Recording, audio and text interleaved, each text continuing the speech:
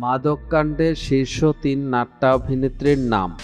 মাদকসহ গ্রেপ্তার হওয়া বিশ্ববিদ্যালয়ের পড়ুয়া এক ছাত্রকে জিজ্ঞাসাবাদের সূত্র ধরে তথ্য প্রমাণসহ সাফা, টয়া, তিশা এবং সুনিধির নাম বেরিয়ে আসে।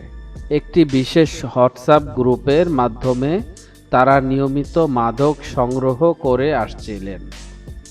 ওই হোয়াটসঅ্যাপ গ্রুপের অ্যাডমিন নর্থ সাউথ বিশ্ববিদ্যালয়ের সাবেক শিক্ষার্থী অরিন্দম রায় দীপকে ইতিমধ্যেই গ্রেপ্তার করা হয়েছে।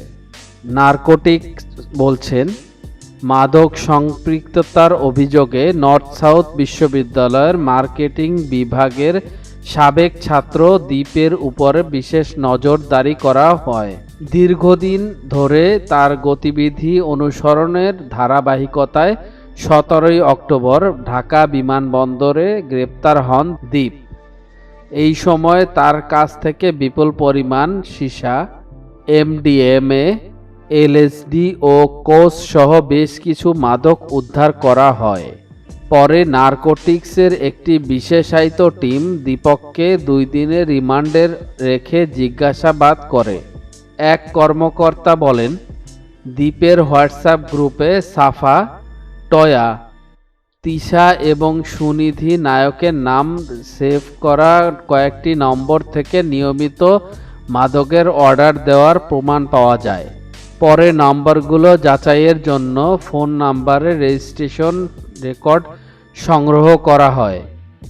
এতে দেখা যায় সংশ্লিষ্ট নম্বরগুলো সাফা কবির এবং টয়ার নামেই রেজিস্ট্রেশন করা। তবে তানজিন তিশার নম্বরটির রেজিস্ট্রেশন করা রয়েছে তার মা উম্মে সালমার নামে। মাদক বিক্রির এই হোয়াটসঅ্যাপ গ্রুপে আরও কয়েকজন অভিনেত্রী ও সঙ্গীতশিল্পীর চ্যাটিং পাওয়া যায়। এদের অন্যতম হলেন অভিনেত্রী তানজিন তিশা এবং সঙ্গীতশিল্পী সুনিধি নায়েক। চ্যাটিংয়ে সুনিধি নায়েক কয়েকটি ব্র্যান্ডের এমডিএমের প্যাকেট শেয়ার করে অর্ডার দেন। মাদক সম্পৃক্ততার অভিযোগ সম্পর্কে বক্তব্য জানার জন্য বুধবার রাতে অভিনেত্রী মুনতাহিনা চৌধুরীর টয়ার মোবাইলে কল করা হলে তিনি বলেন, অরিন্দম রায় দীপ নামে আমি কাউকে চিনেন না, কোনো দিন তার সাথে কথা পরিচয় হয়নি। এক পর্যায়ে পাল্টা প্রশ্নে রেখে তিনি বলেন, আপনারা আমার বিরুদ্ধে এত বড় গুরুতর অভিযোগ কোথায় পেলেন?